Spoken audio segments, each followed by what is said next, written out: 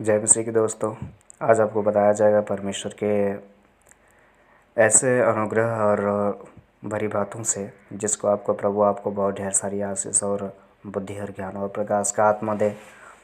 आज आपको बताया जाएगा जीवन की रोटी के विषय में। जीवन की रोटी क्या है? जीवन की रोटी मतलब कि जो हम नासमान रोटी खाते हैं, जैसे मतलब कि कोई अन्न हुआ, गेहूं की रोटी खाते हैं, उस रोटी को खाने के बाद हमें भूख लगती है, हमें उसे फिर खाना पड़ता है। हम उसे फिर से मतलब कि चाहते हैं कि हम बार बार उसे खाएं, बार बार मतलब कि हमारा पेट उससे भरता ही नहीं है, कहने का मतलब ये है। और उस नासमान रोटी के पीछे हम अपने जीवन को इस कदर से इतना मतलब कि परिश्रम, इतना ज़्यादा मेहनत, इतना बड़ा खून पसीना एक करके उस मिट्टी से हम अन्न उगाते हैं और उस अन्न को उगाते हैं और उसे खाते हैं और उसे खाने के बाद हम मर जाते हैं। यही हमारा जीवन है। लेकिन प्रभु कह रहा है, प्रभु का वचन कह रहा है, प्रभु का सत्य कलाम कह रहा है कि मैं तुम्हें असली जीवन का रोटी देना चाहता हूँ, जिसे तुम खाओगे और कभी ना मरोगे। मैं तुम्हें वो जीवन का जल देना चाहता हूँ जिसे तुम पियोगे और कभी ना मरोगे। प्रभु आपको बहुत आशीष दे इस वचन से। और प्रभु आप समझें कि उस जीवन की रोटी क्या है। वो जीवन की रोटी कहाँ है? वो जीवन की रोटी आकाश पे नहीं है जो चढ़ के जाके लानी पड़ेगी। वो जीवन की रोटी ज़मीन के अंदर भी नहीं है जो आपको अंदर तक या फिर गहराई तक जाना पड़ेगा। वो जीवन की रोटी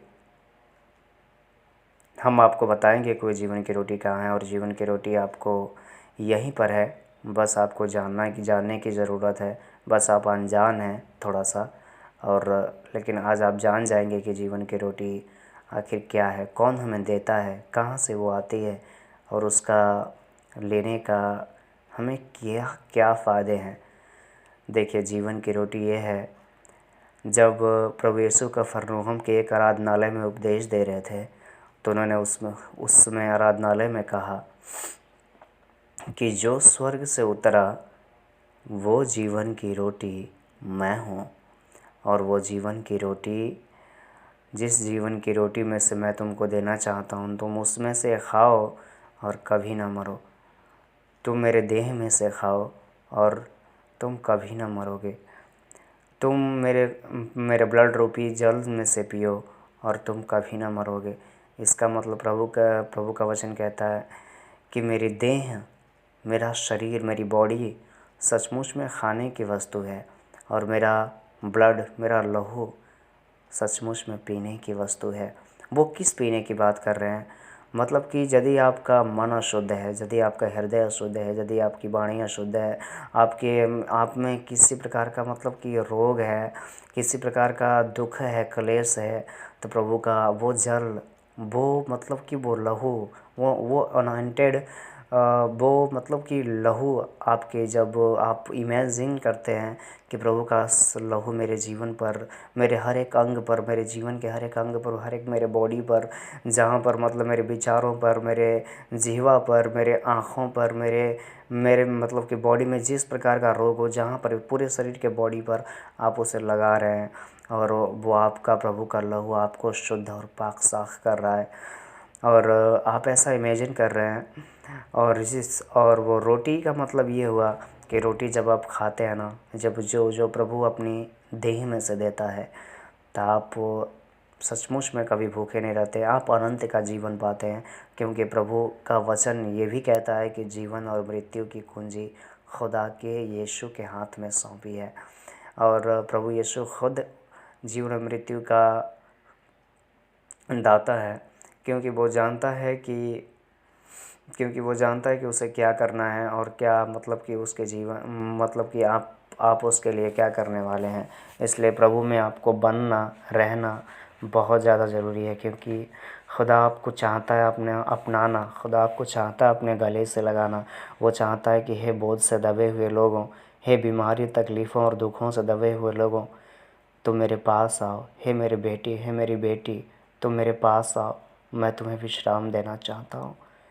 लेकिन हम उसे लेना नहीं चाहते। शैतान हमें बहका देता है, शैतान यदि हम आपसे कहें ना, तो वो खुद आ कर के मतलब कि आपके सामने खड़ा होकर के नहीं कहेगा कि हाँ मैं आ गया हूँ और मैं तुम्हें परेशान करूँगा, मैं तुम्हारी जान ले लूँगा, या फिर मैं तुम्हें परेशान कर दूँगा। ऐसा वो बिल्कुल नहीं कहेगा। वो आपके विचारों में होकर के ही बातें करेगा। मान लीजिए कि यदि आपको प्रार्थना करने के लिए कह दिया जाए और आप कह रहे हैं कि मुझे प्रार्थना करने का मन नहीं कर रहा है, तो समझ लीजिए कि शैतान आपके जीवन में घर कर गया है। आपको प्रेयर करने के लिए कह दिया जाए, आपको कलीसिया में जाने के लिए कह दिया जाए और आप कह रहे हैं कि मुझे ये काम है, मुझे वो काम है। अरे आप मान लीजिए 5-6 दिन तो काम कर ही रहे हो, 5 दिन तो आप कम ही का 5 दिन 6 दिन तो काम आराम से कर रहे हो, लेकिन 7वें दिन तो कम से कम सिर्फ 1 दिन के लिए, वो भी कम से कम 2-3 घंटे के लिए आप समय नहीं दे पा रहे प्रभु को, तो आप क्या दे सकते हैं। शैतान आपके जीवन में घर कर दे रहा है। आप वो भी दिन भर सोते रहेंगे, 4-5 घंटे 7 घंटे सो लेंगे, लेकिन प्रभु को ना हम 2 घंटे 1 घंटे समय नहीं दे सकते।